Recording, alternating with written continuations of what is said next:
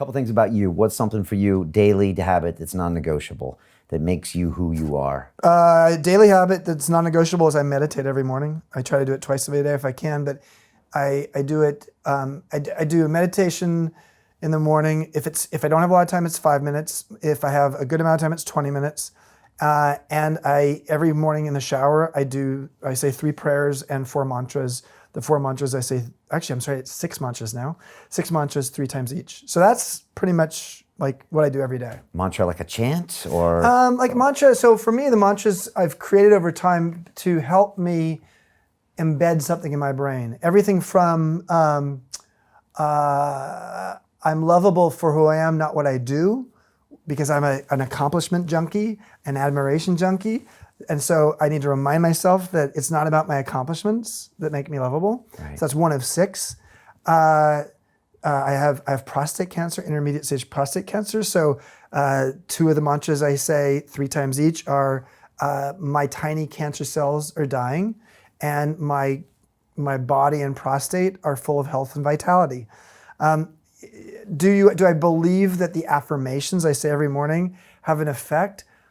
I don't know. I've been doing this for 25 years. Those last 2 are something I've done in the last year since I had the diagnosis.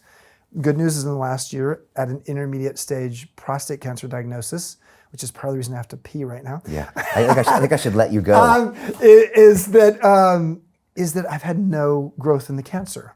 And yes, I'm open to having Western medicine and having my prostate taken out or radiation. But the thing that's been really interesting is that I'm intermediate stage, which is really bad at my age.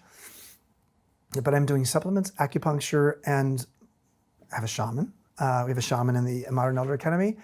And I'm doing some non-traditional things. And for the past year, there's been 0 growth in the cancer. Wow. Now, prostate cancer moves slowly, so that's part of it as well. Thoughts on cancer? Like when you get that diagnosis, what was that like? And well, oh man. So first of all, I didn't have any signs. There were no. I had just a normal physical that led to a blood test that led to finding out through a biopsy that I had prostate cancer.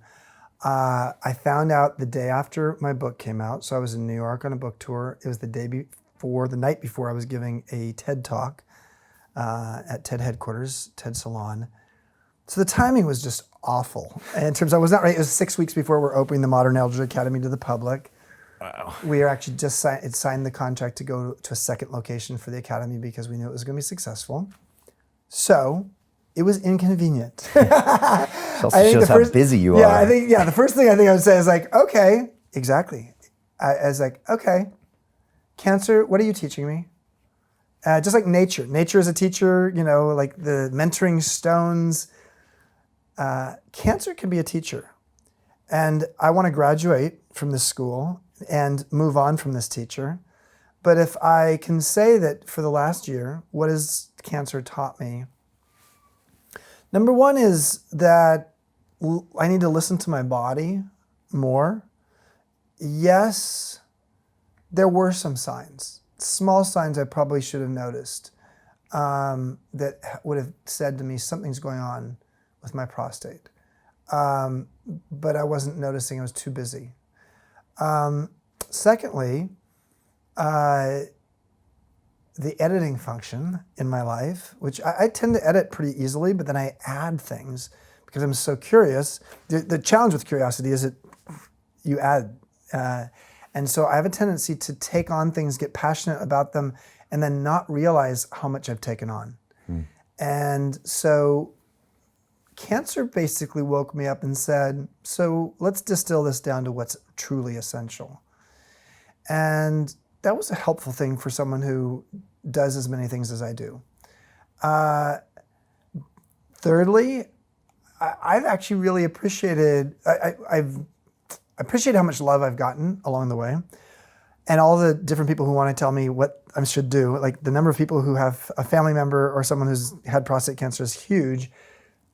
And I've also had to say, enough. Yeah. And then trust my intuition about like, what is the right path here?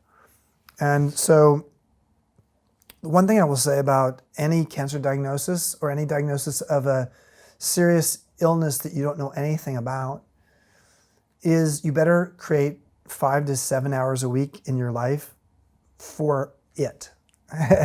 Meaning, for me, it was like learning about it, going to appointments, having second or third opinions. And so what I really needed to do was to sort of say, what's the diagnosis? What's the path for me here? And it's been a combination of Eastern and Western medicine.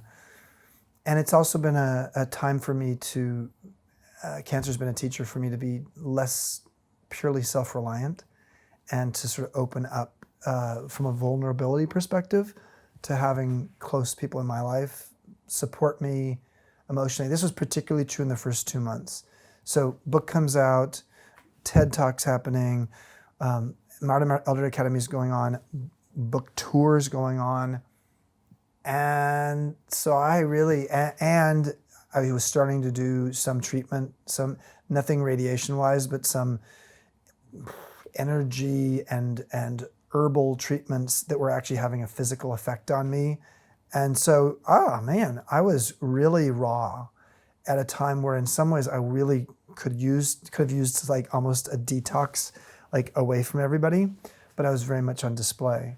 And that was hard. And so being in a place where I could talk about that with friends, and ultimately with the Modern Elder Academy, it was a very interesting, ironic time.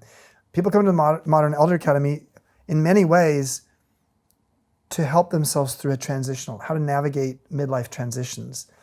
And many of those midlife transitions require a certain amount of vulnerability. And here's the founder of the place finding out 6 weeks before we opened that I have intermediate stage cancer. So I was ripe for being not just the teacher there, I was also the student.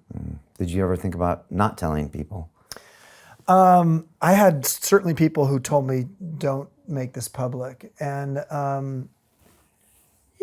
I didn't go on Facebook and broadcast it immediately. I did a few weeks into it because people started to hear it. The challenge with actually keeping it private is a couple things. Number one is if you live your life relatively in a public way, which I do, the idea of actually keeping it private almost makes it feel like it's shameful, or you're not being, you're not in integrity. To be in integrity, the word integrity is interesting. It integrate and also means wholeness.